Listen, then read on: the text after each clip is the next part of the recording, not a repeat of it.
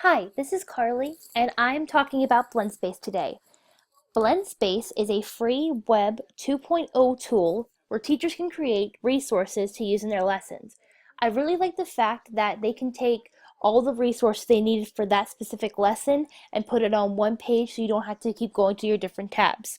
You also can use a plethora of different resources.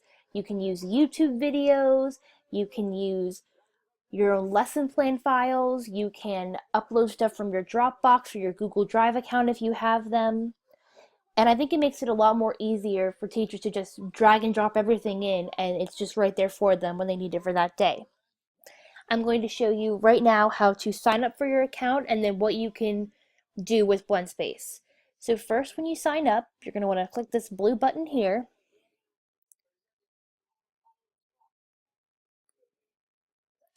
And then you have the option to either do your name, username, email, where you're from, your password, or you can just register with your Google account. And I think it's a lot easier. That's how I set up mine. So I just go to login. I can log in with my Google account and select the one I created. And then here are my blend spaces. So when you get to your home screen here, you're first going to want to click New Lesson. And this is what it will look like. You will enter your lesson title here. These are the 6 squares it gives you for your blend space. But if you look up here, there are different templates you can use. So you can have a square, grid, bar, trio, mosaic. I also like that when you scroll down, you can also add in rows. You can change the theme if you want to, and you can even add your standards in and search for them over here with the Common Core, which I think is pretty cool. Okay. The next thing I'm going to show you is over here. This is where you can search for different files. So I can go to YouTube, I can search a video that I may be looking for, and then it brings down YouTube videos. I can preview them and play them if I wanted to. And then if I like that one, I can just click on it, drag it to whatever square I want, and then there it will be. Maybe I want to have an image of the Boston Tea Party. I can put that in there. Maybe I want a website. If I want to, I can preview it, open it in a new tab, see if I like it. I can go ahead and add that in. If I had other resources here, I could search for them here as well, like my Dropbox account or a Google Drive account, which I think is really cool.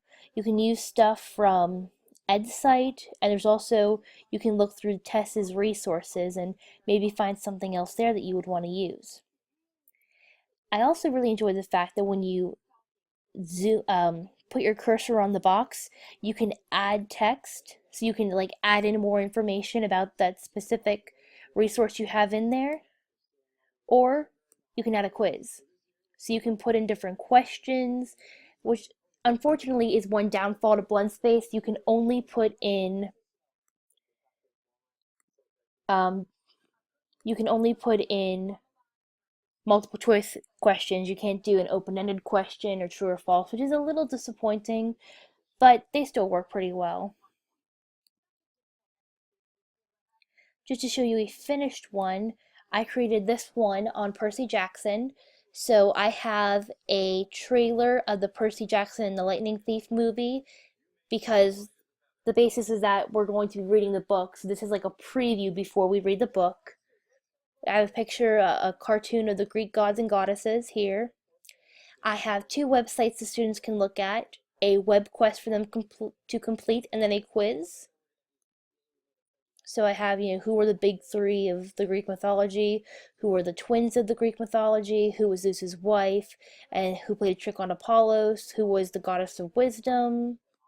And then that's an easy way that I can check to see if my students have actually understand what they went through while I was going over the blend space, or if I sent it home with them that day.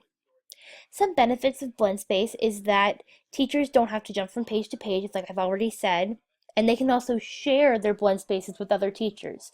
So if you had somebody in your building who was going over the same topic, you could share it with them by clicking on the green button. So you could just send them that link, or you could collaborate with somebody and then they could also make changes on your Blendspace. Some drawbacks are that in a literacy setting, that there are only multiple choice questions for the test. You can't really work with any of the other foundations of reading. Another drawback is that you can't tell if they are actually reading the information and comprehending it, or if they're just going through your Blendspace to find the answers to the quiz at the end. Lastly, for all teachers, if we are in a community that has a low socioeconomic status, there's a chance that not every student in your school or your classroom is going to have the resources to check this at home or be able to go somewhere where there's a computer and internet access to look at the information. Well, I really hope you enjoyed learning about Blendspace. Along with my handout, there will be a link to a voice thread, and the same way we did it with Dr. McGee, you can either type in your response or you can record yourself and just tell me one way you think you could use Blendspace in your own classroom. Thank you for watching, and I can't wait to see everybody else's videos.